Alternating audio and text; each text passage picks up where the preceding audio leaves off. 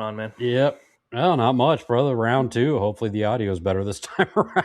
Yeah. So what? Huh?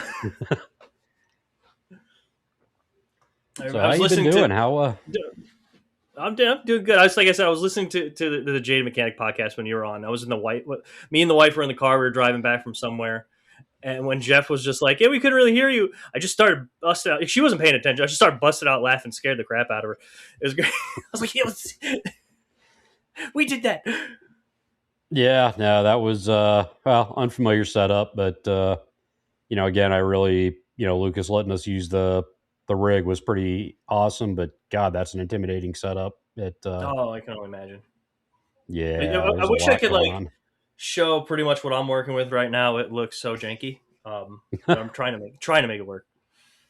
Well, I mean, it works. It gets the message out. What gets out, I think, is more important than what it's shot on. But it's Exactly. I mean, most people don't look at the video; they just throw the phone, go on a road trip, and listen to the hour or two podcast. So visuals aren't the best. yeah. You're not needed. Yeah, well, with, faces for radio, it definitely helps. Yeah, So, absolutely. how'd you guys make out with the weather and everything? You guys doing all right up there? It is miserable. It's continuing to be miserable. I thought it was going to be more miserable this week, but apparently the snow has drifted out to sea. So thank God for that. Next week, maybe more of the same of last week. So yeah. What about you? I heard it's just an ice fest over there. Yeah, so we got round one. We were supposed to get like 17 feet, and if you were elderly, you weren't going to survive. We ended up getting dusted with snow and what turned into about 2 inches of ice. So good times. Pushing cars in was really entertaining, but very unproductive. But just we got a pretty good little round of snow Friday into Saturday, so we've got probably 4 or 5 inches on the deck right now. It's kind of a nice change. We have some traction now, Yeah. Oh yeah, that's great. but I mean, dude, my O2 Escalade, I got to give it props. I think I told you when it first started coming down and people are shoveling out their driveways and spaces up front. It was like a 22 740, it's 740X X740, the big BMW SUV. This dude mm, couldn't make it over about 7 inches of snow. I think to his defense, traction control, you could see it was slip, grab, slip, stop, and he was just struggling. I get in my big old gangsta SUV, and I just back forward gone. Had to embarrass him. Had to have embarrassed him. well, I mean, there's something to be said for a proper 4 wheel drive and a proper low range. It helps, Well, but mine's direct transfer case, no drive, all wheel yeah, drive all the time. I just had yeah, good. I no, got good tires on it. I opted for the nice Michelin's. yeah, no, I feel the same thing. I drive a Subaru every day. I laugh driving around Forerunners and just about everything. I mean, it just goes. It does. It's mechanic. Wow, it's manual, so it doesn't have anything electronic doing anything with the all wheel drive. There you go. So it's hard to beat. So we, last time we got into a lot of the things about what suck about the industry, and Mhm. some ways we can make it better, but a lot of the pitfalls, especially as techs, that we spend a lot of time dealing with. We both have experienced Ford in all its glory, which is funny because I think what got us talking was Farley's video about how they can't fill spots. Yep. I think And we've both done enough videos shredding that video at this point. And I think because there's a it's lot all of it's all ignorance tone at the deaf. top. Yeah, It it's is. such tone deaf. One way you're saying, how can you be so enveloped in a company as a CEO and just not know? It's like it's got to be like manufactured ignorism. Is that I felt like ignorance? Yeah, ignorance. There we go. Where it's just like, oh, I know what's going on, but I'm gonna make it seem like I don't know what's going on, and oh boy, help me. I don't know what it is because I did give him props at one point. He came down to the factory and was talking to the auto workers.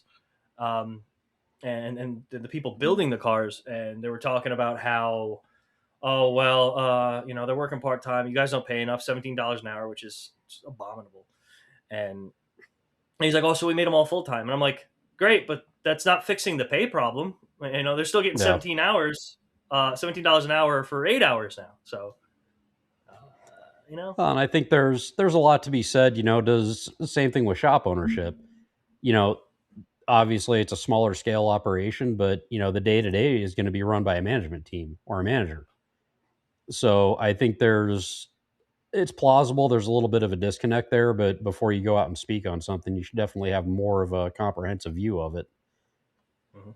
and understand what you're talking about. I think the biggest issue with someone like with a company like Ford, and a lot, all the dealers, you've got the OEM, you've got Stellantis or Ford Motor Company or General Motors, whoever it is. The dealers are all independent. They're all franchised. They're all run how their principal wants to run them. Mhm. There's so much disconnect between the complexity and the model that has been used for 100 years. Well, I don't know if we can say that. I know confidently 50 years flat rate has been the model of it. Mhm. High volume has always been the dealership game. Independence, we kind of get away from that volume mentality a little bit. Just we have to. We don't have three or four powertrains on four or five platforms coming in with the same problems all the time. Exactly. But I think the biggest thing that I took away from that was infuriating was the number. He's talking, what did he say, $130,000 a year jobs or something like that. 125, 130,000, up to. That's the funny word. Up to, which is, I mean, no, no. I don't. There's many ways to skin a cat, but like this is no. Any dealership technician. I don't care if you're working for Ferrari, Lamborghini, or Kia. 130 a year. You must have no life to even reach 70 a year. You're just all working, and then It, and combating warranty. I don't know, man. so I will say with boutique dealers, there's a little bit of an exception. You get into the ultra luxury stuff, they are definitely run differently, as I understand it. I've never worked in one. I've Mhm. talked to a lot of guys that work for Ferrari, for Lambo, Manhattan But Motor Cars. I have a buddy who worked there for a while. It's definitely a different model the way they run it, um, and time availability is a big one. There are some vehicles an oil change is paying 15 hours on. I did forget that. I forgot. Yeah, Lamborghini brakes are maybe a couple thousand for one side. So Yeah, it may be true. I'll regress on that. But most dealerships, you're yeah, those are it's the exceptions. and they talked about, oh yeah, they provide tools. It's like not every maybe specialty tools. It's hard. I think there are shops out there, dealerships that do provide tools. They're very few and far Yep. between. Um, Again, it depends on the brand. I know for a fact my old Ford store that I was at, when they went into the new facility, they started providing tools for the technicians. And it was well, a that's from what I understand, it was a pretty comprehensive set. The downside is when you go there, you can't bring your tools. I have a garage now. I don't haven't often had a garage where I could fit a 10-foot by 6-foot by 3-foot toolbox. So that presents a whole nother issue. Where do we put, $250,000 worth of tools when we're not using them because they're provided by the company? yeah. So I think there's a lot of things there. And that's, one of the things that I'm very fortunate with. Lucas will provide tools for us. If we need a which tool, is which he is gets great. it. Um, uh, Um, since then, since we last talked, I actually have a job now. Hooray! Uh, and this nice. one, I'm a fleet guy. If I haven't made that clear, this is probably the biggest fleet I've ever worked for. I don't like to name drop companies because that's an easy way to get fired. Um, but this one, out of like all the other ones I worked for, you bring your tools. Well, the other one I brought tools, but without a box. It was weird. This one, you bring your tools. I kind of set my little garage up to keep my tools and work with my tools. So now I got to be like, oh, all right, now I got to bring my tools. And now what do I do to work at home? Because they're not going to let you work on your vehicle in their shop. Yeah. It's huge rules. That's not going to happen. So I got like the opposite effect. Like, how am I going to work on my stuff? Yeah. I don't miss the days of shuttling tools back and forth. Tool bags We've done never it. light. Where I'm sitting, we spent 2 years building a Subaru, so yeah, that was a lot of hauling tools back and forth. Oh yeah. Um, so that was a good time. But so what are the paths forward though? What is going to improve things? I mean, obviously, pay is part of it, but that's not the be all end all of it. Mhm. I mean, what's caused you when you were at a dealer? What was your big reason for leaving? Well, it was pay, but I think I could have managed. I see. I was young and stupid.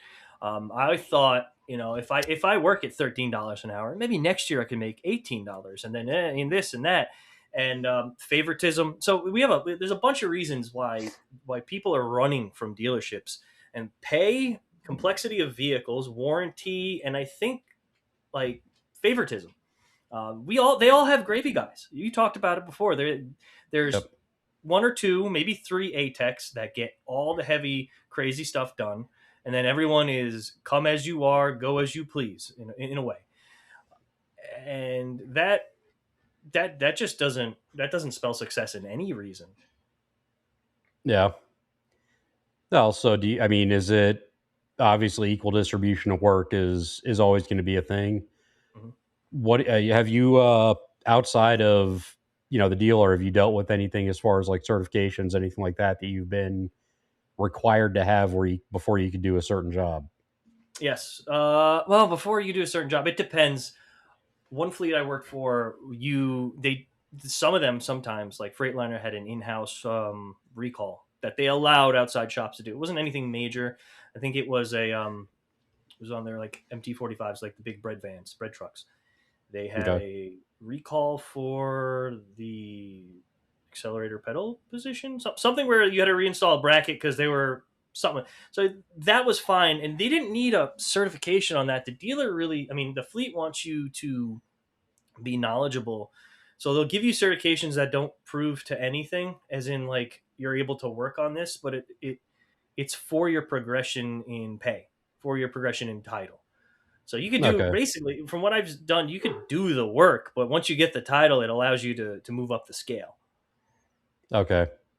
So you're not really proving competency. You're taking the test and then moving on, essentially. That's it. You're doing it for the money, nothing else. You can do most shops. You could do all the work as much as the A mechanic, except for I think mostly hydraulics. So if you're working on boom trucks, they want you to go. You're not touching it until you go to that class.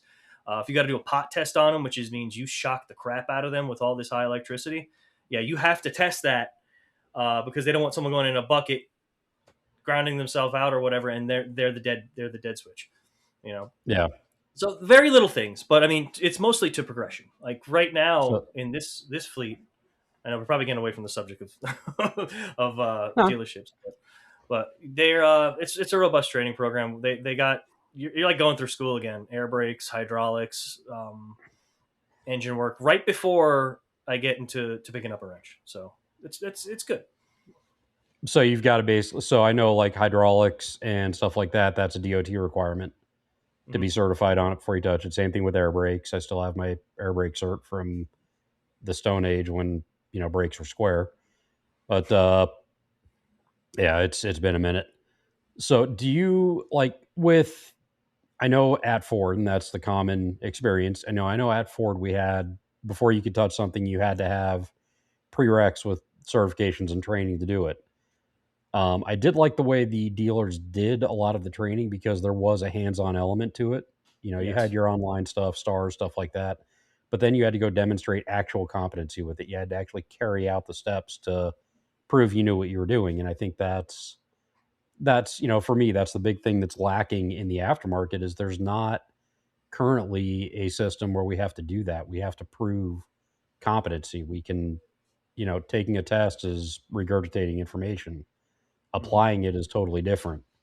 Yeah, So, I cheated when I went to Ford. I did the Ford factory training program in UTI, and it was just like that. So when you were at a dealership and they set you up for training, it's almost in the same classes, except they try to separate the technicians from the people paying for the class, like me.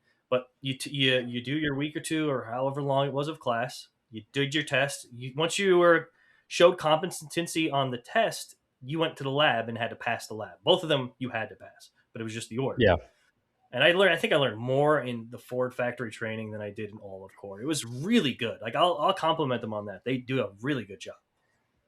yeah. No, I was impressed with every time I went up to Yonkers. I was very impressed by the quality of the classes.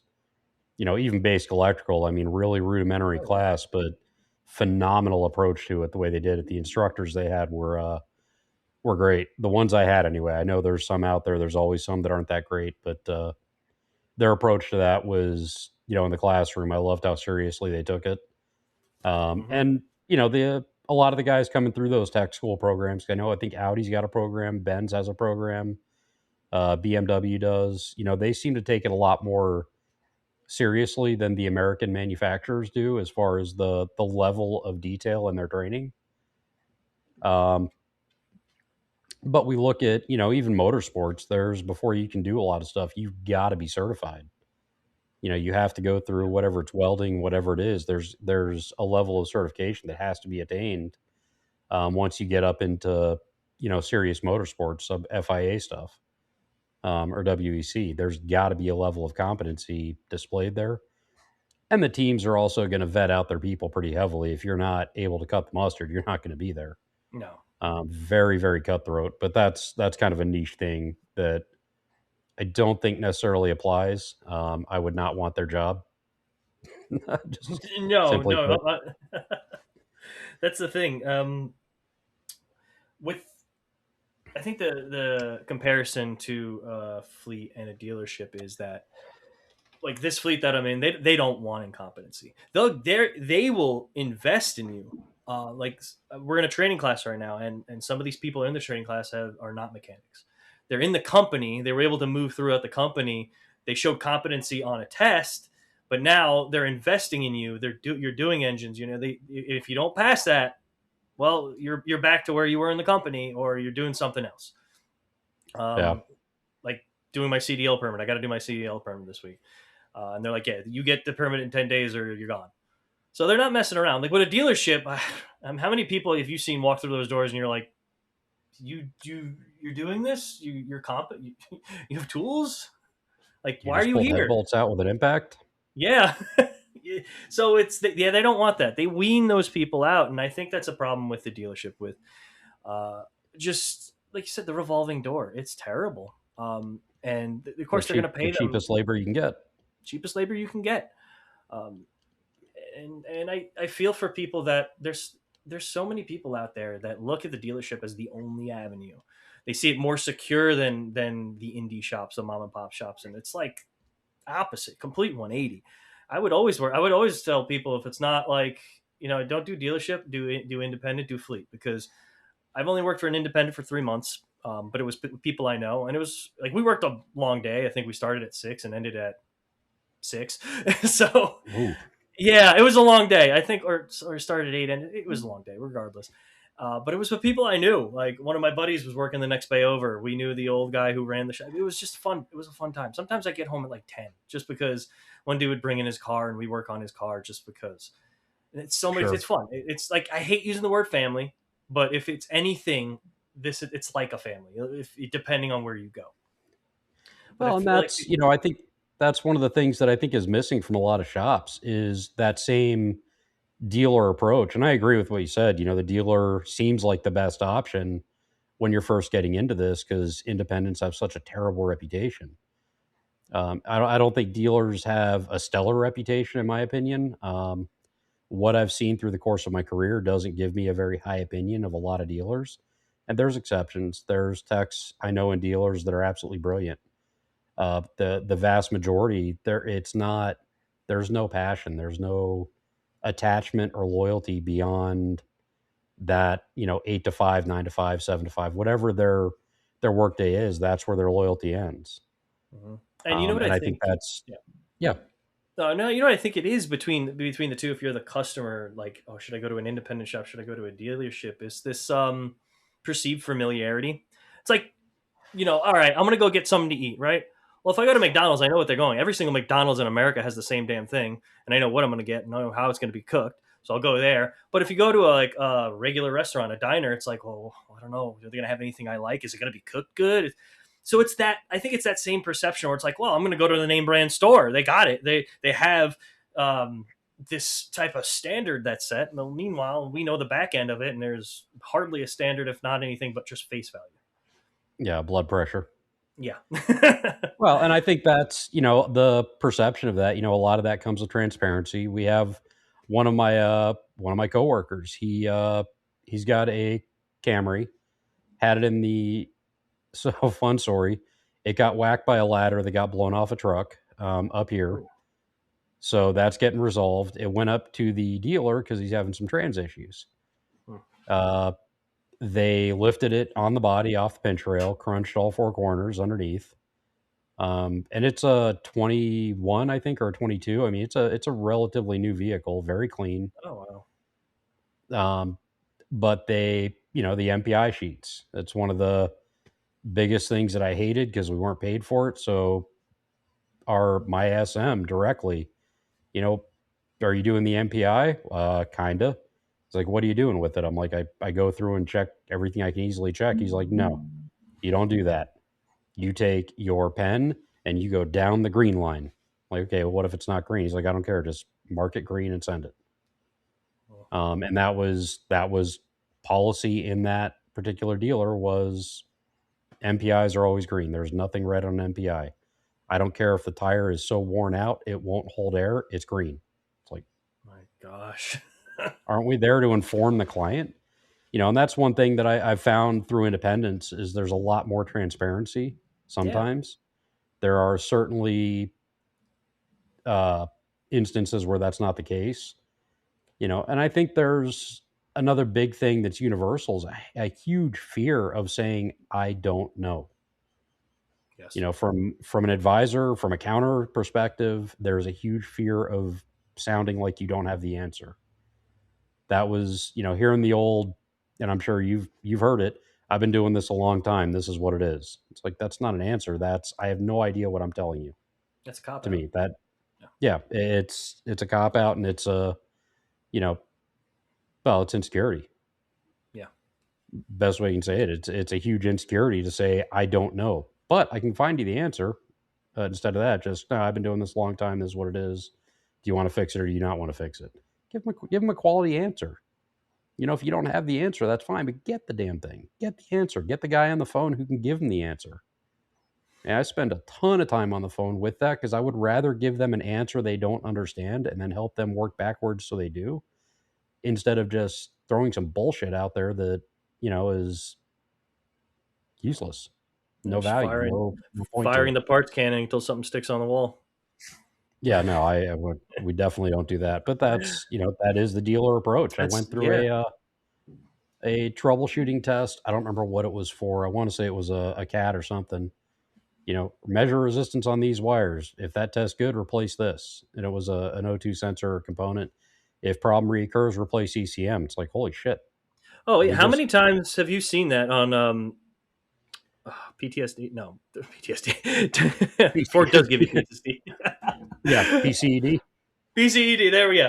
How many times have you gone through diagnostic steps and it's like, oh, do you have this code? And it's like, all right, let's follow the pinpoint steps. Replace this. There's no diagnostic. There's no why is this Mhm. failed? Tell me. Let me know. Let me understand the vehicle better. No, it's just replace it. Here's like 6/10 or whatever. Yeah, and that's, I think that it gives an oversimplified perspective of what vehicles are because you can find pinpoint tests for just about anything. I will list out pinpoint tests that I reference through my documentation. So, I mean, it's not hard to type in, pinpoint test AG, pull up the steps for it, And there you go. and see what it is. There's your yellow brick road to the diagnostic steps. You know, To a point, to a point. Yeah. I'm usually using them to see what they're testing. I'm probably not going to follow their test procedures because I can load test that entire circuit, all of the legs of it, two at a time, and I can get to an answer way faster. I know if I have a circuit problem. Hmm. Uh, I can't tell you how many times they don't even tell you to check pin tension or check pins at all.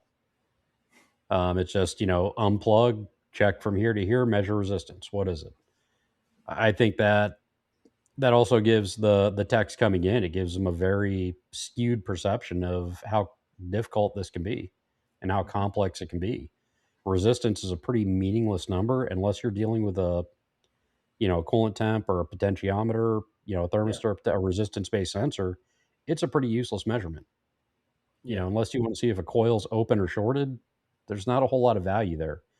There can be, but load testing so much more effective. I agree. And it gives you so much more information. Maybe take a little more time, but not. not astonishingly so. You're already disconnecting everything. I think there's I mean, how do we get around that? How do we move past that? I mean, obviously training is part of it, but I think a lot of it ultimately it boils down to culture. I think all of these things are cultural factors that really negatively impact our perception internally and externally. I mean, I would never work for a dealer again. No, I ever since the birth of my daughter, it was like 6 months ago, moving back here, and when I was fully settled in the state and in the house and everything, I had probably plenty of opportunities. And looking on Indeed and Glassdoor, how many dealerships were hiring, BSing the 100K a year salary. And thankfully, I had a good enough savings, and was just like, no, I'll wait till something where I don't have to wheel my box in, and then in the next month wheel it out. So Yeah. thank God I was able to have that kind of comfortability. But no, I'll never work for a dealer again. I tell my wife I will flip burgers at McDonald's, probably much happier than working at a dealership, because it sucks your soul. It's so soulless. Like you said, where do we begin? I could target flat rate all day long, but if we if we move from flat rate maybe to a an hourly with some type of compensation, like some up. I wouldn't say upselling, because that brings people to just selling crap they don't need. But I've seen a lot of shops do that hybrid position where it's just like, here you're walking home with this, no matter what you Yep. work on, and it's usually to combat the slowness or quickness of the shop. But hey, if there's plenty of work and if you got a itch to do it, you're gonna get compensated. So I'm a big fan of salary. What I've done very successfully in a bunch of shops is a flat salary. All the techs have a salary, and it's a comfortable salary. It's not a bare bones salary whatsoever. I think my lowest guy up when I was up north was, if we broke it out by hour, his take home was around $23 an hour.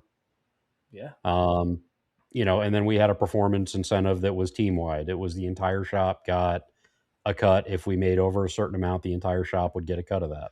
and that's good Um, because correct me if I'm wrong, but it would weasel out if there was anyone selling crap they don't need. It wasn't like, he wasn't chasing the dollar. You had to do teamwork. there was a lot of teamwork that it inspired. It inspired everybody to, you didn't have that, hey, I need a hand with this. That sucks.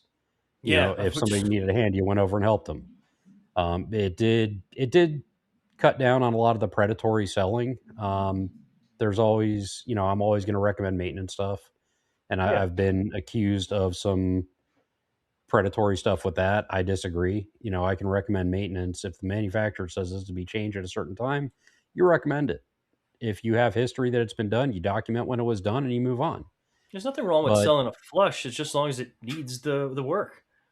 yeah, and that's where I think a lot of guys get into trouble is, you just had, if you see it on service history, and I've come into this a couple times, you see a brake flush done 3 months ago in service history, you recommend it again. That's no, that doesn't fly.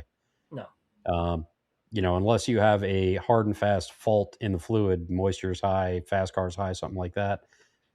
If you just did it 3 months ago and your fast car is high, you probably need to figure out what's going on that's kicking it there's a that high. there's going to be a diagnostic step, and why is there green stuff in the in the brake fluid? Yeah. And I mean, half the time, I mean, we ran into that with our machines. We didn't realize the machine didn't get completely emptied between uses, and brake fluid absorbs moisture, so we were Yep. we were pumping our moisture through the roof. And we fixed it, and we resolved it. But it's, just because there's something going wrong doesn't necessarily mean it's. I mean, there can be a lot of things going wrong that can cause that. Wheels aren't getting torqued. Does that mean the tech screwed up, or is the torque wrench out of calibration? Yeah. But having the ability to sit there and analyze that, I think, is really can be really valuable, and it can also help improve the way things move through the shop and our perception. If we own when we make a mistake, that's huge. I can't tell you how many shops will make a blatant mistake and then blame it on a parts fault, blame it on anything but the shop, anything to shift the blame. Like, how about not worrying about blame? Let's worry about what's got to be done to fix it. Exactly. The ownership. We all make mistakes, and ownership for those mistakes are. I mean, it's hard. It's hard to swallow when you do something wrong, but we all been there. And what makes it easier is not digging yourself into a lot. Hey, I screwed up, and now I forgot the engine cap on. Now there's oil coated through the engine bay. What do you want me to say? Oh, the cap broke. Oh no, that wasn't my fault. Come on, just be like, look, we're gonna make this right. End of story. I And then just that did. customer will feel more appreciated. Well, and I just did a video about it a couple weeks ago about body Yeah, mounts I missed on a 250. yeah, I'm not happy about it, but I had two ways I could. Well, yeah, I had two ways I could approach that. I could have argued and bitched and fought about it, and it's like, yeah, I screwed up. And I went back and I wrote out a 3-page document, kind of assessing every step of the process, where the balls got dropped, and there were multiple balls that got dropped. I was one. I wasn't the only one, but that's the only way we fix it is figuring out where the chain broke. What that missing link was, and I think there's so many. As techs, we have a huge responsibility to do that. At the end of the day, we're the ones who know what's going right and going wrong in a job. If yeah. something goes wrong in a job, it happens.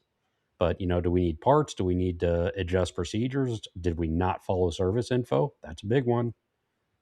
And You know, you how not many? only owe it to the customer, but you owe it to yourself as a professional to learn, make that as a learning experience to lick your wounds and to know that all right, we came over this and we're not going to do that again. Yeah. And, second, third time the same mistake is made, that's when it becomes like a corrective action thing, in my Yeah, opinion. Um, outside of leaving wheels loose or something like that, because that to me, that's inexcusable. it is inexcusable. It's a dangerous. It's extremely dangerous. And then Well, especially it's if you're working dangerous. on And heavy duty stuff too. well, anything. I mean, even a 185 65 14 at 60 miles an hour, that's going to do damage. Not take into a 22.5 24.5. That's a way bigger problem. But I mean, either way, They're both that's cruise problems. missile. Yeah. Yeah. But and I think that's having the freedom to do that is something that you are definitely not afforded in a dealer or a corporate shop. You don't have the freedom to make mistakes and figure out No. what went wrong. He screwed up. Get him out. We'll edit that. Exactly.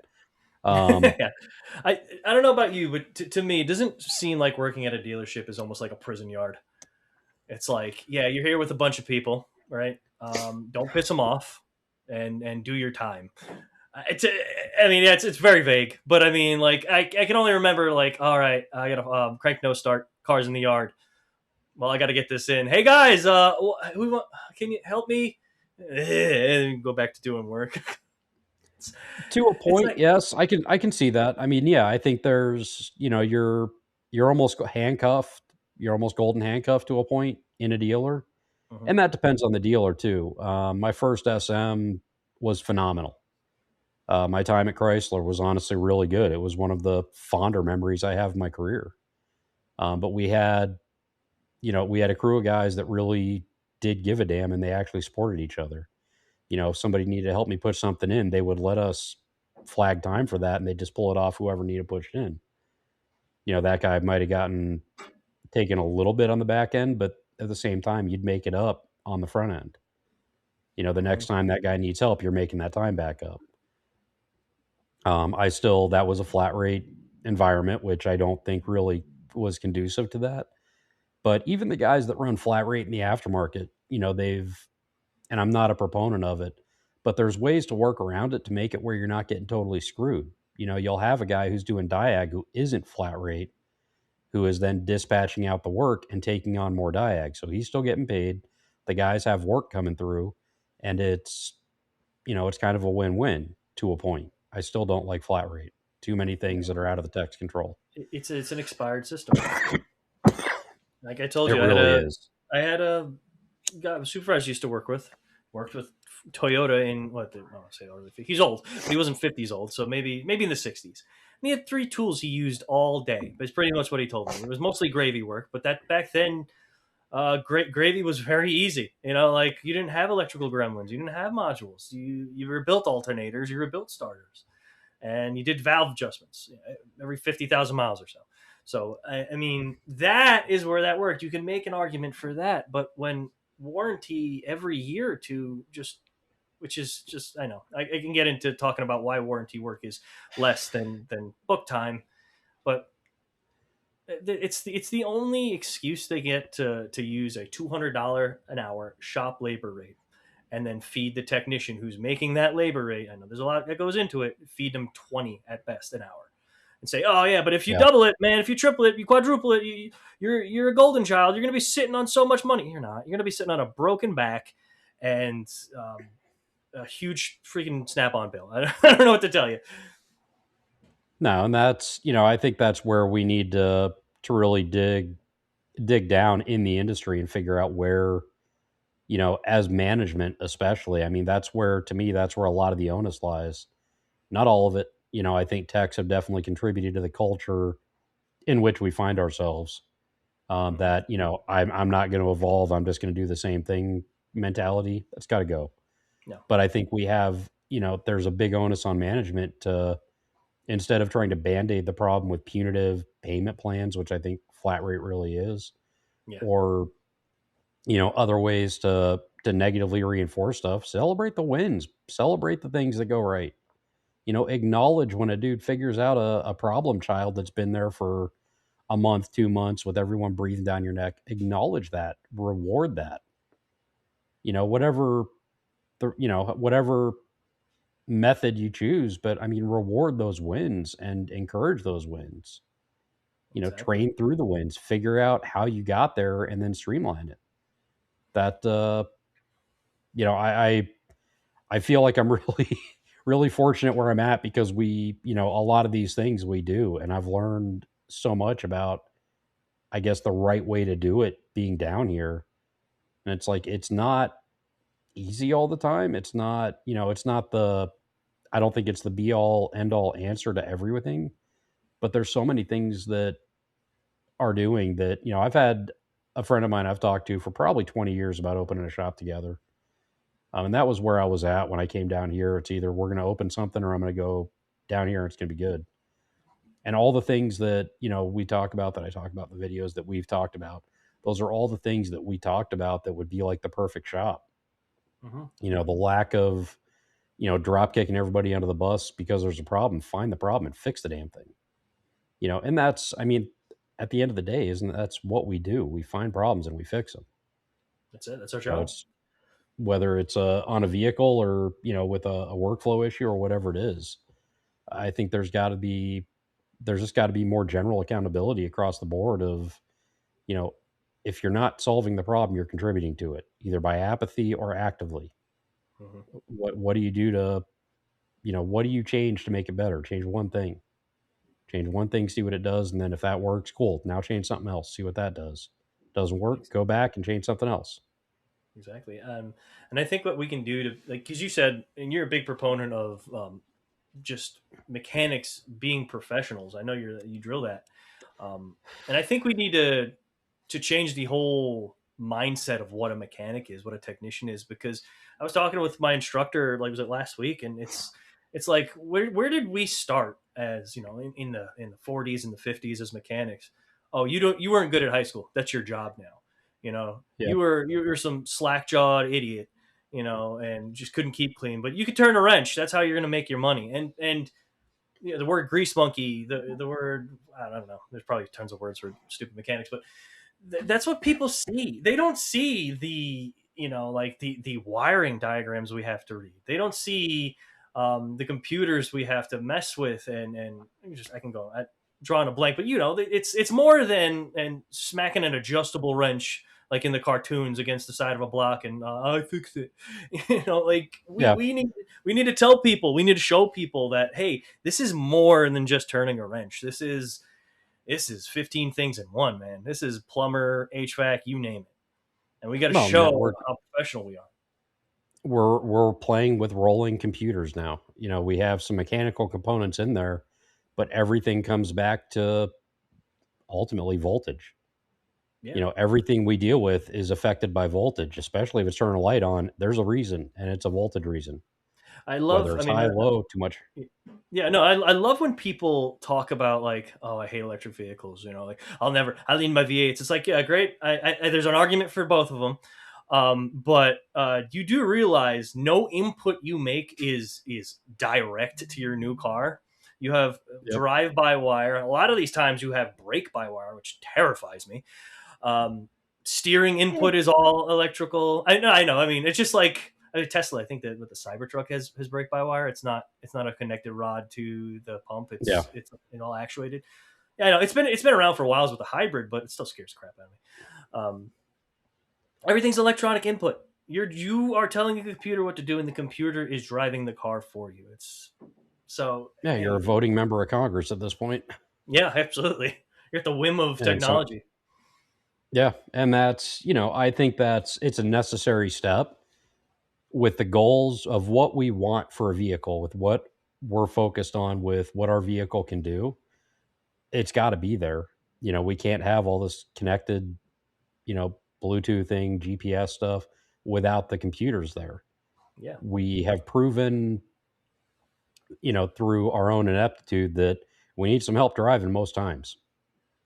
Automatic emergency braking exists because people have proven they like to run into whatever's in front of them Hmm. because they're buried in their phone. I don't necessarily agree with the implementation of some of it. I think there needs to be, when you're in a 4,000 pound vehicle, you need to be pretty aware of what's going on around you. Unfortunately, that's a good time to have breakfast, do your makeup, take a shower, all these fun things. I think I made a short about how we just, we give licenses out like candy in this country. I really think the road tests and knowledge should be a lot more. Like you're Yeah. driving a vehicle. It's not just a comfy thing you sit in and it takes you places. It's a moving missile, for crying Yeah. out loud. You could slam the accelerator pedal and drive into a group of five easy. I don't, nobody should do that, but it's way more responsibility than people think. And I think you, me, a lot of technicians will probably say the same. Like, hey, I like a car that's more analog. It's easier to work on. It's a little more. If you're a driving type of guy, like, hey, this is a good car. It feels good. But I think there's a part of me also that says, a family man that says, you know what, I do like the bells and whistles of the lane departure warning and auto braking because I want my family to be safe. And I think those are necessary, and I think those are a great thing to have. But can we make it easier to work on? I mean, can we? I think, there's a lot of talk now about AI coming in to Mm, replace the diagnostic side of the job. I think eventually it will probably get there where it is an awesome tool in the toolbox, but I don't think it's ever going to replace us. The one everything is data driven, right? All of these systems are driven by data. They see certain data, they react a certain way. But at the end of the day, there's still, in what we do, there's still a measure of intuition that AI I don't think will ever fully replace. no. If we see, three things happening with a car, we see a tail light, just take a tip and failure. You have turn signal codes, turn signals work, or you have, one wiper that doesn't work or a washer nozzle that doesn't work, something stupid. you know, you can statistically pin down APIM as a possible cause. You see that correlation, then you just have more of a direction to go after. And that's a terrible example, but there's certain things that we just kind of intuitively go to that AI may or may not be able to do. At this stage, I don't think it's there. It may get there, but that frees us up to move on to the next thing that AI can't do. But I I don't know don't how a lot think of, yeah. there's, I don't think there's a lot of, I don't think, I'm not worried that AI is going to take my job. Put No, it that way. I think I think we're far from that right now. and I think I using it effectively can be hugely effective and hugely beneficial. I Oh think yeah. it's definitely, another tool. I mean, fast track stuff, Identifix, that's all statistics driven. It's not hard to run that through an AI routine to kind of narrow things down. But, do I agree with you 100%. I think, lane departure, uh, driver aids are awesome. I think when we start getting into more autonomous systems, it I'm a little leery of it, but it's new technology. We saw a bunch of autonomous cabs when we were down in Austin. That was crazy. They have the lidar modules on top. They've got sensors all over the bumpers. That's so terrifying. It's cool, but terrifying at the same time. I mean, if you ever driven a Tesla and hit autopilot, how like freaky it is. But you have the I ability. to grab the Oh yeah. wheel. Yeah, I never. We get a lot of Teslas through. I've never put one on autopilot. I generally don't screw with a lot of stuff in there. But I'm definitely intrigued by it. I didn't run out in front of one of those cabs as much as I wanted to test it out. Um, I didn't want to find out it didn't work. But I think we're definitely getting to the point where, in a lot of cases, they make better decisions. Yeah. They make more rational decisions, and I think there's an argument to be made for that is undoubtedly the future. Ride sharing stuff like that is probably going to move towards autonomy sooner rather than later. Which I think for populists, I think it's better than not having it.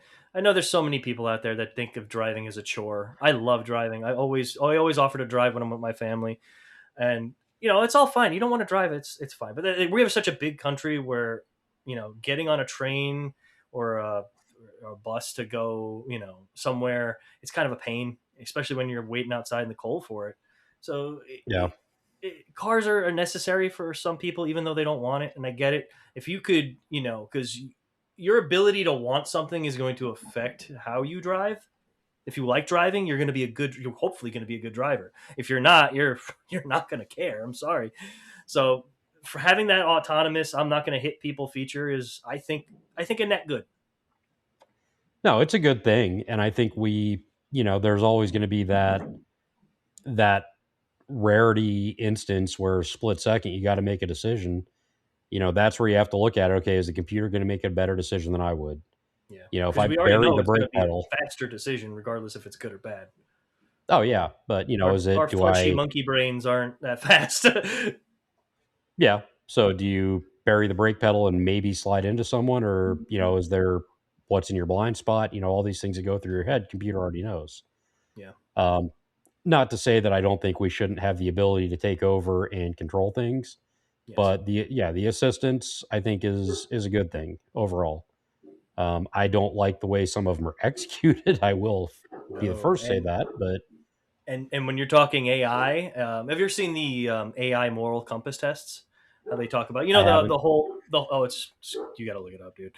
It's like the whole they ask all these AI programs like the old age old question. It's like you got a train coming and there's two tracks. Right now there's people on four tracks, and that the train's going to hit. But now you could hit the switch and it goes to one track where there's one person where it's going to hit and kill. What do you do? And I think the moral correct answer is you're, at least for me, it's like I'm human. Touching this is now me killing someone. But yeah, it's the answers it gives, and then it does all this different stuff. It's something worth watching. So imagine AI controlling the braking and accelerating and steering function based on morality. That could be terrifying. Well, I've seen iRobot. Um, Yeah, but I think there was I don't, it might even been Top Gear, but they had a big discussion about it. It's like, is it going to, it's going to take the option for the least amount of damage, which is the smaller volume of people it's going to hit. yeah, And that's, we make the same decision. We like to think that I think we're going to be able to stop it. We're going to be able to fix it. We're not going to do anything, but there may come that time where you don't have that option where you're, whatever it is, kid runs out in front of you and you hit him. I mean, what can you do? You can't react. yeah. I mean, That's it's hard to stop and process in that moment. Heat of the moment, you instinctively react. So it raises a lot of questions. I mean, there's a lot of moral questions. There's a lot of, like, what would I do in that situation questions that come up. And that's, yeah, it's scary, but like everything else, it's going to evolve, and we've still got to be able to work on some of these systems. And that's, that brings up the whole ADOS thing. mhm. How do you know how to calibrate it properly? How many people are doing half-ass calibrations or doing completely incorrect calibrations that put that driver that depends on those systems in that situation? That's right. They're very sensitive, and you have to do them right. You replace a windshield now; it has to be reprogrammed for radar. Um, I've Yeah. never done one. I don't know what it takes. I think SafeLight does it, and they do it okay. We've had a couple of them sent out, and they never had an issue. But You get some backyard glass guy that does it, and now your system's all whacked out. Well, and there's, there was a huge thing and still is about OE glass because it's thinner. The optical clarity is what it needs to be for the camera. Yeah, and I that's another have, factor too. but I've done a handful of ADOS, not a lot, but I've done enough. I can tell you the setup is extremely precise. You have millimeters for your margin of error. Thankfully, the ones I've played with, and I messed around with this just to see how far I could push it where it wouldn't calibrate after I had everything marked out and knew where I needed to be to do it properly. I calibrated it, verified I could get a good calibration on it. And then I played around with it to see how far out I could go. It surprised me how far out it would calibrate and be out of its tolerance. Oh, wow. I did not go to see if the system worked properly after that. I calibrated it correctly and made sure it did work within reason. I didn't drive at a wall to see if it would stop me. I didn't feel like that was a good call. Well, But late, that's a test, if it's going to work or not. yeah. And I mean, That's a, but that's what interns are for. yeah. Um, but lane keep, I mean, that's a good one. You can, if you're off in your calibration, you're going to be halfway in the other lane before it corrects. And that's a whole nother ball of liability there. If you're going to dive into ADOS, you have to be precise. You don't get that, torque elbow thing where, oh, that feels like about 40. Like, no, No. you have a 40 millimeter target. You can be between 38 and 42 or it's off. I have seen a big trend towards dynamic calibrations, which I like. I've done a couple components where there was no static calibration. You go out, you road test it, and you let Oh, it learn. That I liked. that is pretty Um, good. Yeah. I like it, but I don't like it because there's no way to verify it. That's the one caveat for me. But yeah, no, it's I mean, there's so much new stuff coming out, and I think we've really got to be, you know, pushing to stay at the cutting edge to be able to keep up with it. And I think Yeah. that's something that a lot of guys are very, very hesitant to do and very, resistant to. And how many times have we seen that? We get new technology coming out and guys are panicking because, oh, I'm not going to learn fuel injection. It'll never catch on. Oh, how many Um, older techs you worked with that they looked at plastic intake manifolds and laughed like, "Oh, that's not going to work. I don't want to." Or just basic multi-port fuel injection from carburation. That was the big one. It's like, "Oh no, I'm scared of two wires that ground themselves out to a computer." But well, there's always and going then to it be that. was, yeah, and then it was hybrids. And I mean, there were some definite flaws in early hybrids, but we've gotten past most of that now. Now we're into, what, sixth, seventh gen Priuses? Oh, the hybrids have come Um, such a long way. Oh, they're awesome. And EVs are a big part of that evolution. Some of the stuff they brought out for EVs have made hybrids so much more fun to Oh drive. yeah, it's very true. I remember I was at one of the fleets I worked for. I forget which one. They got a handful of like Rav4 hybrids, and what's cool about Okay. those is it keeps the powertrain in front standard. It's all-wheel drive. The rear is simply is electric. It had a sport mode. That little thing would peel the tires like you. Oh my gosh, Yep. Yeah, I because it's love the all way that. Toyota did that. Yeah, so it's impressive. I mean, you go back a couple of years, 10 years ago, 15 years ago, and you're like, oh gosh, hybrid. I can't wait for that battery to die. It's so unreliable. It feels like crap. Whatever. But just time heals all wounds, and we're seeing Oh, they're the fun now. yeah. Oh yeah, it's insane. You think they were like a first gen Prius, how gutless and boring and stupid. Now they're borderline. I mean, look at F1. They've been doing hybrid powertrains for a long time, and you tell me Yep. that they're not fun to drive. I mean, I've never driven one, but they look hella fun.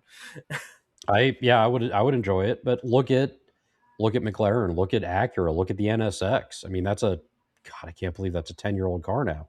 Oh my gosh. Um, that they pulled the plug on. But I mean, I had the opportunity to drive one. Good God, that car was fun. I mean, Ferrari, McLaren, Porsche, they're all playing hybrids now. Everyone's playing hybrids. I will bite back and say that the new Prelude I heard is just an underwhelming dog, and that's sad because I it looks good. I like it, but it's a 150 horsepower hybrid, and not even. I think it's slower than a Miata. oh Yeah, and yeah, Miatas are. I mean, they're not quick, but they handle. They make up for I it in the love turns. I love Miatas for that reason. They're dog slow, Oh but it's yeah, like I could just toss this into a turn and come out smiling. That's great. yeah. No, they're a hell of a lot of fun to drive. But I mean, they're the original Roadster, right? It is, yeah. Okay, maybe not the original. The M. I'm sure The there's someone original that's going to that's say not the going to engine break would be. down every week like an MG. Yeah. So, Yes, yes. It does not have a Lucas electrical system in it. ugh.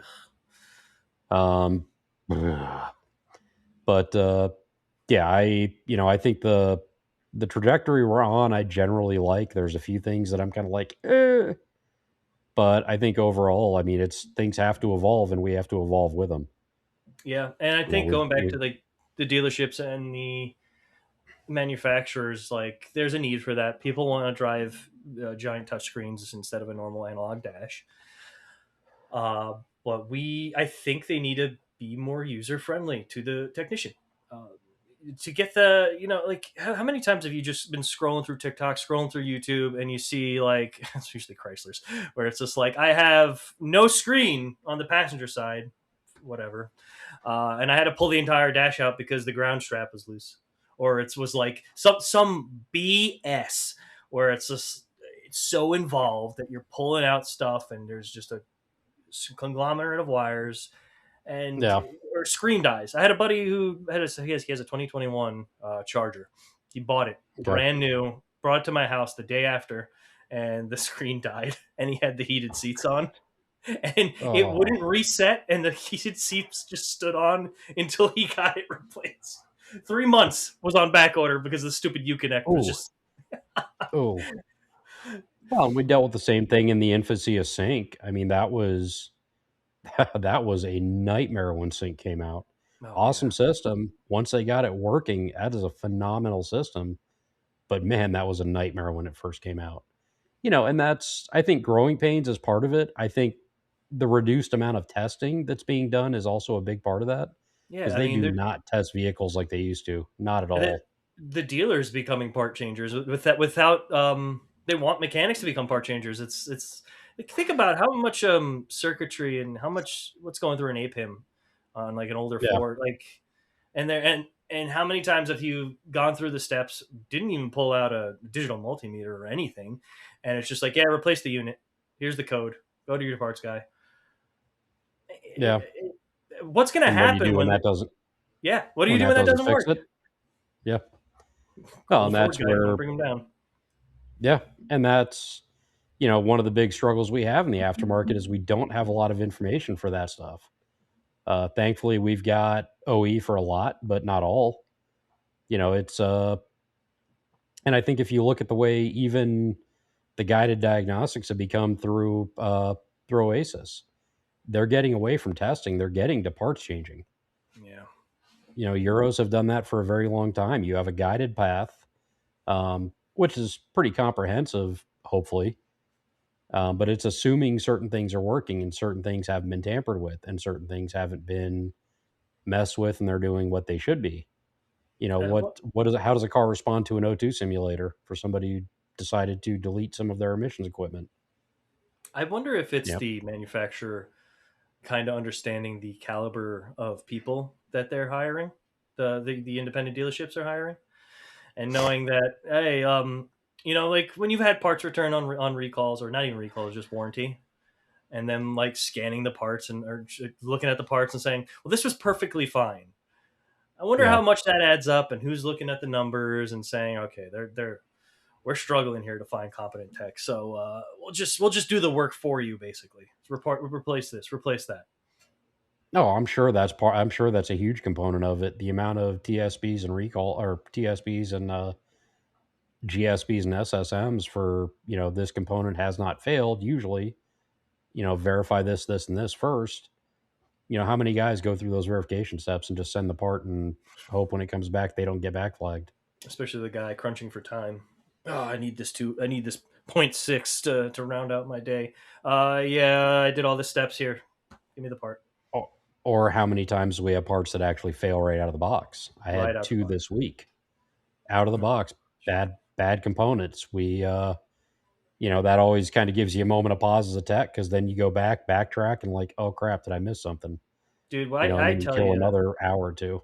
yeah, I can't tell you how much disgust I look for the aftermarket. You just aftermarket parts where it's just like, okay, the manufacturer discontinued this. I need this part, and Dorman is the only one that has it because it's always Dorman that just keeps making the one part that no one else wants to make. And I've Yep. had a string of like 5 parts in a row, like over a course of time, where it was just like fail out the box, fail out the box, fail out the box. And every time I see Dorman as the only option, I just like shiver.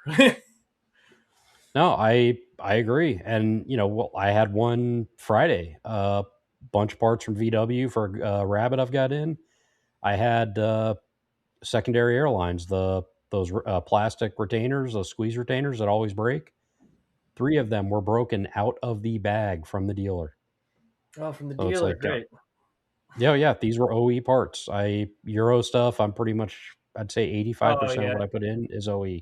But yeah, from my friends, it's a smart route. It really is the smart route. right out of the gate, they're broken. We're 2 days out on parts. Aside from without factoring in the weather. So it's like, oh, that's awesome.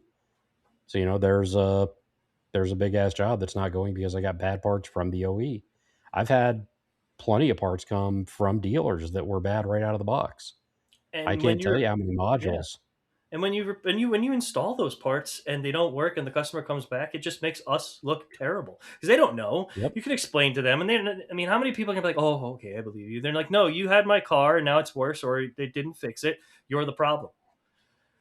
How do we Yeah. combat that as technicians? We can only we're telling the truth, but it's not good for customer service. Oh, I've taken a few people out into the shop and showed them directly why it was bad and how it was bad and how I got there. And that's I don't mind doing it, but that's like, why are we having this conversation? Like, why is this even a thing? And there's always going to be, law of averages. You're always going to have that one or two parts that is bad out of the box. I accept that. I mean, it's going to happen. They're still being built by people. It's always happening. Um, It just seems like it's getting worse. oh, it is. It's getting phenomenally worse. I think the worst one I've had, and it was a dealer part. The dealership had installed it as a tester. I want to say it was a GM module. It was a single use module, but they had programmed it. They installed it, didn't fix it, so they threw it back on the shelf and sold it to me. Oh my gosh. The replacement for it, for that back ordered component, took me 4 months to get. I got a story for you. It has to go with Dorman too. My 2002 Escalade, like every common GM from that era has, well, this one has a service stability issue, but it's all mapped into the ABS unit. They like to Yep. corrode. It's common. Uh, I went and I found a rebuilt module, just because it's a cheap car. I would like it. It's not necessary. The ABS still works. I went and I bought the part from Rock Auto. It came in a box. It was a Dorman part.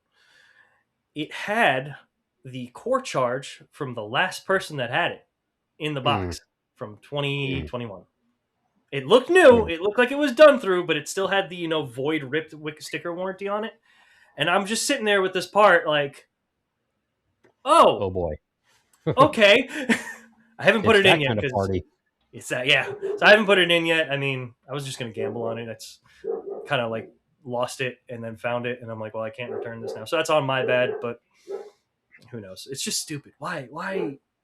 And it wasn't like a core charge from Rock Auto. It was a core charge from like an O'Reilly's, and I think North Carolina. And I'm in Florida. So, Yeah. No, and that's one of those. That's the other side of it. That's where parts comes into it because we do get a fair amount of parts that come in that are they're used parts. Somebody returned them and nobody checked it at the parts house. And I mean that happens. It doesn't make me feel good when it happens, but it's I guess just become the expected normal or accepted normal. But at the end of the day, I think we've all got a stake in making things better. mhm. Whether you're the guy in the bay, you're the guy who owns the shop, or the dealer, you're the principal, whatever it is, we've all got a stake in making it better. As techs, and that's primarily who I'm generally talking to is the techs, the guys in the bays, twisting wrenches, getting dirty. We've got an obligation to for our part in it. We've got to make it better. We've got to take proactive, positive steps to improve things. You know, do we hope it trickles up? Yeah, but we can also get involved with management, with whoever our supervisors are, to try and implement things that improve everything. Yeah. And that's gotten a lot of pushback, and I'm fine with that. A lot of guys don't like taking responsibility or understanding. As a tech, yeah, you can make a difference. You can impact things. You can change things, but you have to have the perseverance and the balls to get up there and say it, Yeah. and I then mean, and then stick to your guns with it. You can't back down because it's uncomfortable. yeah. I mean, what would you say to the young people getting into this career? I know most of these schools will push you toward a dealership training and push you toward a dealership. I actually had in the training class I'm in. I'm like probably one of the not oldest one there. I'm mid age to comparison to everyone else, but there's a lot of It's young coming. guys there. It is. I'll count my days, but there's a lot of young guys there, early 20s. Two people from Honda, one from BMW, and this is their first fleet job, and it baffles them. We're on a week of training right now doing safety. Just and they want you to be safe, so you're doing a week of training safety. You haven't even touched the wrench yet, and I was just talking with them. I'm like, "What are you guys doing? What are you guys making?" And it's just piss poor pay. I was like, "Look, guys, I don't know anything about this company per se, but the other companies I go, it's if I know anything about fleets and they're following the status quo, I was like, you guys are set. You guys are set for life. You don't have to worry about flat rate. They hated it, and they're making the best decision of their life right now. So Yeah, no, I'm like, you guys are smart, you know. I think the new guys coming in, the biggest advice I would offer is start with electrical. Sign yourself up for L1, sign yourself up for Scanner Danner. Learn electrical basics, learn the fundamentals of what makes everything happen. Once you have that information, and you're spending money in the short term to get that information, that goes with you. That is not tied to the shop you're at or the facility you're at. That Yeah, goes with you. You have to know that stuff. From there, branch out. If there's something you're interested in, something you want to do, run with it. Learn everything you can about it. Run with it. And then once you get through that, once you have mastery over that or competency over that, move to the next thing. But there's so much to learn. There's so much to grow with, and there's such a shortage of people that understand that side of it alone, the electrical side of it alone. There's so much there to learn. I mean, I've been doing this almost 30 years, and there's plenty every day that I still learn. Be it, brave enough to suck at something new every day. absolutely. It's only you're gonna learn. You're not, no one's born out being a perfect mechanic. And I really think a lot of these kids thought like this was when they started the dealership. They were like, "This is going to be it. I'm going to retire." All the stories I told that were told to me were true, and it's like, no, dude. And I think there's a lot of that's still instilled in a lot of people's minds that work at a dealership, which is like, well, what are the other odds I have? I go work at a gas station and make maybe okay money, but I don't like I have all my days are gone and I get no benefits, and it's really not like that at all. I mean, you're getting everything torn away from you as a mechanic in the dealership. I harp on them all the time, but if we're going to go in a tier list, they should be bottom tier. They used to be top. This is where the major problems got solved. Now it's god awful. You know? Now, there's a lot of, there are certainly some dealerships that are very good at what they do, and they really value their people. They are out there. There aren't a lot of them, but they are there. Mhm. The biggest problem with independents is so many independents are so resistant to training and so resistant to evolving their people and growing their people. And a lot of it is, you don't know what you don't know. There's a lot of shops that want to stay with older cars and not move into new stuff. Unfortunately, I feel like there is probably a big culling coming, and those guys are not going to exist anymore. Not in the Yeah. form they're in now. I don't think it's going to drive them completely out of business, but they're going to have to change. And it's a lot easier to be proactive about it and catch it at the head, as opposed to panic, react, and then freak out because you can't keep up. You can't service stuff. I You mean, need a what? stand tool Yeah. now to do an oil change on some stuff. Yeah.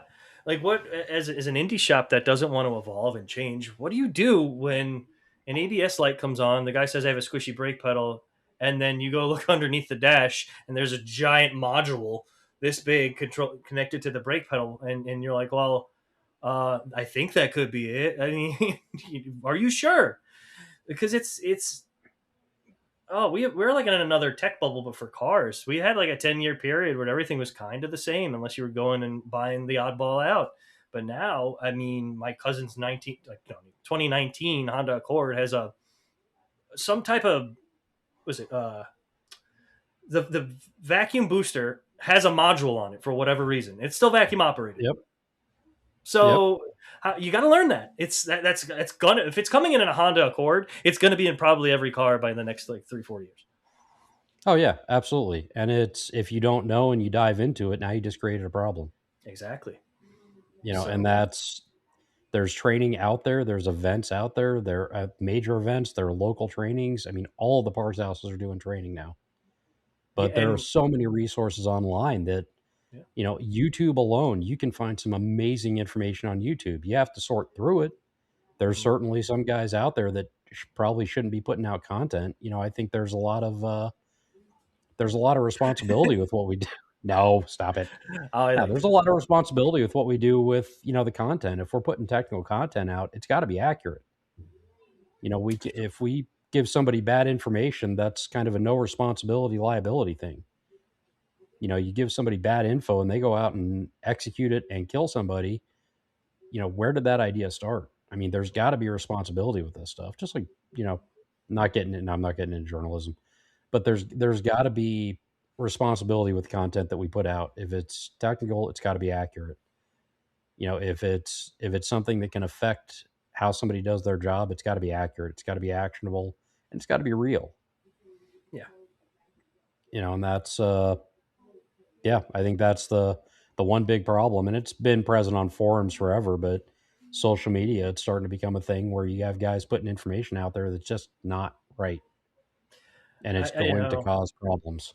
or you have the know-it-alls that when you do see something pretty cool, like I made a short about, hey, look, guys, if you're doing an oil change, I always do it. I put the cap right on the hood latch, on the Yep. hood, and it's just if you get pulled so many ways by doing an oil change. It always seems to happen during an oil change. That if you go to close the hood, you think you're all done because you're rushed. Like, hey, the cap's in the way, and then you put oil, you check oil, and then so many people, how do you forget to check your oil? How do you forget to? Because you're a perfect mechanic, right? You've never had somebody pull you away. Like that's it. I mean, that's an honest thing. It's why are you harping on that? I mean, I get it. Some people do like will take a cylinder head and grind it on concrete and say this will work to deck Mm. the head. That could be hey, stop that. But oh man, No, YouTube's like there's the there's little worst. things, and that's also where as technicians, that's a really good point because as technicians, there's certain times we just can't step away from a car. Yeah. I will freak out if one of my guys leaves a wheel hanging and walks away from the car. I Mm, lose my mind. Same thing with oil changes. If I'm in the middle of an oil change or torquing something down in a sequence or whatever it is, yeah, you got to give me a minute. Once I'm done with this, I will come over. And I will do that all the time, but we have to take responsibility and do that. We have to stand up yeah. and say, hey, I can't step away right now. Give me 5 minutes, 10 minutes, whatever it is, and not step away until we finish that. I learned that through painful mistakes. I've never forgotten oil. I have forgotten to put plenty of caps on. Yeah. Um, there's some vehicles where you have to hope you don't have a dipstick. You put the right amount of oil in.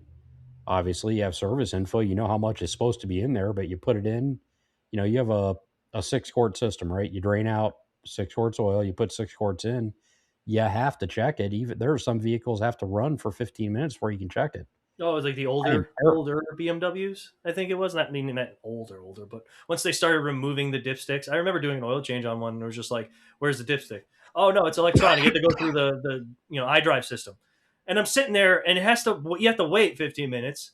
So, God, hoping this oil is in there and it's getting through the system, and the pump didn't just fail right on you. I'm dramatic, but it's like, okay, give me the reading. Give me the reading. Are we good? Do I have to add? Do I have to take away? Yeah, thankfully there's some that actually have maintenance modes where you can check it immediately. But Mhm. yeah, BMW you still have to let them run. As far I'm trying to think, I think uh, I'm pretty sure. I mean, they'll give you a good no good before you start, Yeah. but for a precise level, you have to let it get up to operating temp. and that's nerve wracking. It is. Land Rover has bypass for it. You can bypass it on a Land Rover and see a real time oil level. Oh, that's good. So there's one thing they have done right. But beyond that, I mean, there's most of them are, yeah, you got to wait for it to be up at operating temperature for an accurate level. Mercedes will give you a level right out of the gate, but once it warms up, I've had a couple of them that were kicking over full warnings. After it warmed up, it expanded that couple of millimeters. Now it's over. Yeah. So there's, it's frustrating, but it's, adapting. And I'm sure somebody's going to chime in and say I'm not doing it properly. Cool. Um, Yeah. and that always happens. And I'm, if I can learn something from that, cool. I'm all about it. Oh, yeah. I mean, But you've been on YouTube for a while now. You know where people are actually like giving you criticism or just being asses. Uh, I had, like I said, it was at my one video. I was spieling about my years in the trade, and I did a B-roll of me putting a Honda transmission together. It wasn't like it had a gobs. I put gobs of freaking RTV. yep. The transmission wasn't going in a car. I just needed to work on something, Yeah, And you I was put like, too much RTV on that. yeah, way too much. And like it was Yeah. just like, so you know what I did just to piss people off even further? I took the same transmission, gutted. I made a short where I gutted a tube of RTV and slapped it and smeared it all over the case and said, is that enough? Did I put too much?" I Matter of fact, had a guy. once the transmission's all rebuilt, it's actually in the car right now, still gopped with RTV on the case. Nice. Yeah, I had a guy actually way too. Flex Seal head gaskets on a Subaru. That was, Oh, and he did not work for me long. he was Uh, serious, but it wasn't like a haha hee hee. I have this broken Subaru. Let's have fun with it. oh no, he did the head gaskets on it, put it together, and then after he was done, he ran a bead of Flex Seal around the head gasket perimeter. I'm like, are you what? Not even copper spray, just Flex Seal. Yeah, no, around the outside of the block and head at the joint. I'm like, are you serious? Well, this will catch any of the small leaks. I'm like, hey, No, just no. go. You're done. You're done.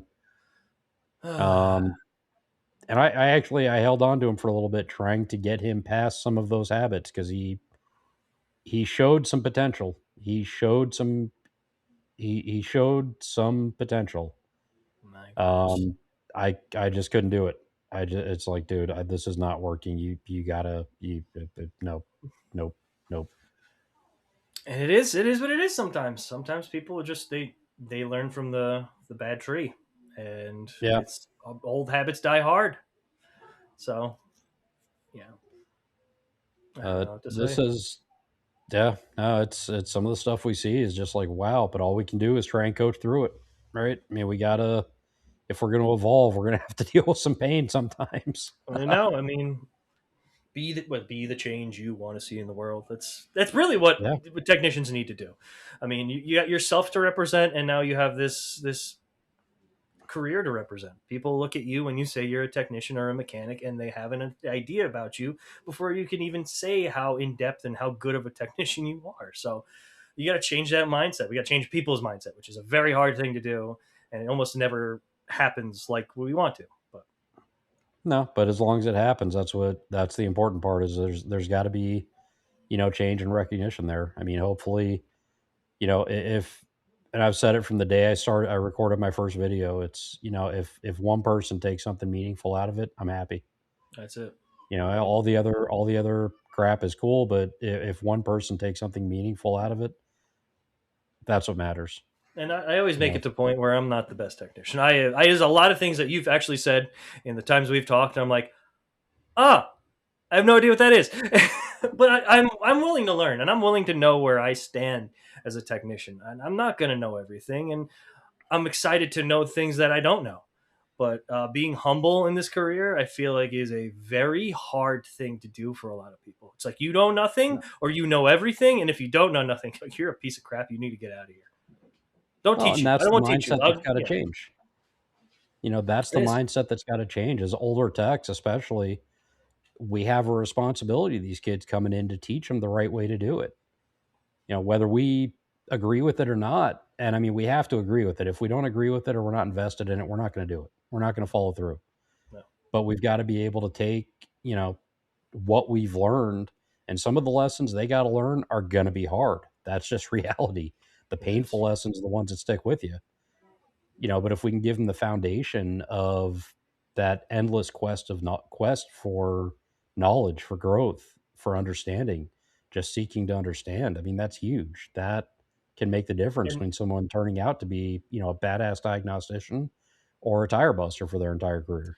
And I think it's hard to explain to the older technicians that, because it's when you say that, you're thinking like they're thinking, "Oh, so you want me to kiss every boo boo?" It's like, well, no, we don't want you to do that, because that doesn't make a technician. That makes someone who's just so dependent on someone. But you don't want them to throw them in the water and be sink and swim. There's a middle ground, and it could be hard to achieve depending on the person, but some type of compassion to the point where it's just not like babying, but a mentor. It's hard to gauge that in this career, because we're just so, like, we're tough as nails. Everyone's tough as nails, and Well, we are, but there's mentoring is a huge responsibility. It's it is something I am trying to be better at because my guys deserve better.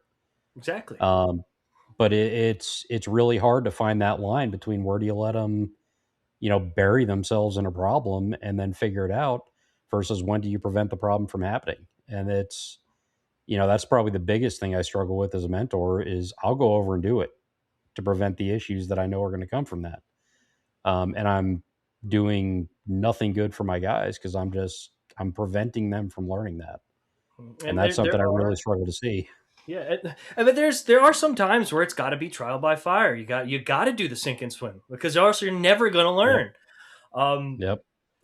but that can't be every time. Like, crap, No. if you know nothing about it, that can't be every time. Well, you don't know what you don't know, and Yeah, sometimes you're going to learn by screwing it up. But as a mentor, the biggest thing that I try to do with all of my guys, if they make a mistake, it's not. I don't care why the mistake was made. I don't care who made the mistake. Why did it happen? How did it happen? How does it not happen again? exactly. That's the biggest thing of coaching through it is coming up with strategies to avoid those mistakes. And just as often as not, it's not a problem. It's not something the tech caused. It's finding out where in the chain did things break down. Do we need to create a policy? Do we need to change our work methodology? What is it that we need to do to affect actionable change in that to resolve that concern? And then what's the next problem we're going to come up with? Hmm. And I think we're very resistant to change at all. But I think with technology moving at the pace it's moving in vehicles, we've got to, like, we have to. And we're moving rapidly towards a point where I think we're going to have specialized techs. We're not going to have the blanket techs. I mean, we all can do the basic stuff, change brakes, change oil, maintenance services, bus rubber, stuff like that for the most part. But there's going to come a point, and I think we're rapidly approaching where we've got to have a guy who specializes in EVs, a guy who specializes in ADAS, a guy who specializes in, whatever it is, whatever stuff coming down the road that we haven't seen yet. Even bouncing between gas and diesel. I mean, there are paradigm shifts in the way things are done, and it's huge. Well, that's funny you say that to specialize, because still learning a lot about my new job that I haven't started technically yet. But uh, they have like kind of a specialty thing. The shops are huge. There's a lot of technicians that work there, and what they'll do is, you'll have an engine guy who only does engines. You'll have a hydraulic guy who only does hydraulics, and you'll have an air guy who only does air. They do other things when that type of work is slow to them. But if you want to be, it's actually it's optional. If you want to be that specialist, they'll send you to school for it, and that is what you're crafted to be. Um, I don't know if I necessarily agree with it wholeheartedly coming from this type of fleet, but I could see it where it's like, now if this fleet does adapt some type of self driving or safety features, that there's gonna have to be that guy almost unquestionably, because we don't Yep. know how long. Like, if you have a self driving fault, there could be a lot of factors into what is causing this vehicle to not be mobile. Yeah. Well, and that's, I think we're seeing the same thing with, consumer vehicles. We've got two guys that have gone through a ton of EV training. gearing them towards, do I think EVs in our current landscape are going to implant themselves as fully and as successfully as hybrids did? Probably not right away. There's too many other factors that are going to impact it. Yeah. That's not to say that what is being deployed on EVs right now is not going to filter backwards. ADAS stuff has come leagues since, autopilot was even talked about. Uh, Even just some of the basic monitoring stuff, some of the TPMS monitoring, some of the wheel speed monitoring. Those systems have become insanely complex because they have to be to You provide the remember? resolution and performance we demand out of them. I mean, I remember the days when we had, 50 teeth on a wheel speed sensor. Do you remember when it You was know, like three Winstars used to have the ABS that, sensor based off of what was it the it had no, I don't think it had a way. I think it was off of what was it, TPMS? It wasn't an original type of sensor with like a wheel and teeth. Didn't well, it go so off? they, It went a off, I think, lot, transmission speed or something like that. yeah, yeah. So, and that's not an uncommon thing, but now, we have active wheel speed where we're getting, not only are we getting a speed out of it, we're getting an acceleration rate. We're tying that into our yaw rate sensors. We're tying, TPMS in some vehicles is monitored by nothing but wheel speed. That's what it is. If I'm that stupid. wheel is I was like, wait a minute, what am I no, talking about? It has an passive wheel actual speed. passive wheel speed. It didn't have a tire sensor. I remember that now. See, I'm an idiot. I tell you this. I know what Oh, I know, and sometimes I screw up what I do know. I've done that many times. I'm still getting shit about my Oh glow man, resistor, all the time. but There's definitely some things in there that people haven't picked up in my videos, and I'm just waiting for the day. Waiting for the I'll go day. back and start. I'll go back and start rewatching. Don't worry. Oh, that's what it was. I called it a hinge instead of a latch, and people flamed me in the comments. It, Oh, it God. hinges. There's a hinge in there. You just gotta laugh at them. Laugh with yourself, I guess. Yeah. Yeah. Yeah. Well, and that was, one of the big ones that I got called out. I with the blower resistor, we had a video in the shop where, what was a manufacturer procedure that felt like a joke. And pulling the dash out to change a blower resistor was the one that I picked. I picked the wrong car. The wrong car. Um, How dare you? but yeah. But apparently, due to that, I've never worked at Ford. So that was my first official insult, I guess. That was pretty cool. Uh, but it's like there's a lot to retain. There's a ton of crap there to retain. We're gonna make mistakes. I misspoke. My bad. hmm But But that but that blower's still working though. Yeah, but that misspoke though. That one little flub you just did just summarized your career as a mechanic entirely in the Oh, of scope of course. YouTube. Oh yeah, of course. YouTube comments are Um, like the worst thing to read if you ever want a nice boost in morale. oh, I love them. I love them. That just means that I've actually made it now, so I'm official. There you go. My Um, haters made me, bro. little E is verified, yo. Yo, Um, catch me outside. How about that? yeah. But it's yeah, no, I think there's a lot in the horizon. There's a lot coming up, but we've got to evolve and we got to catch up to it and we got to Mhm. stay with it. And we've got to affect change from top to bottom, and it's got to start somewhere. But we're the guys who can actionably change what this industry perception is and what it feels like when you're working on it. Yeah, If we're not, if we're being miserable in the bay, that's affecting everybody around you, whether you like it or not, whether you sounds like acknowledge it or yeah, not. yeah. It sounds like a dumb cliche, but it starts with us. So you got to be your best every day. Absolutely. Absolutely. And don't be afraid to suck. Yeah, It's the only best way we get better is by sucking at something. best teacher is failure. Yep. Dude, this has been awesome. I love it. Hopefully everybody can hear both of us this time. Oh,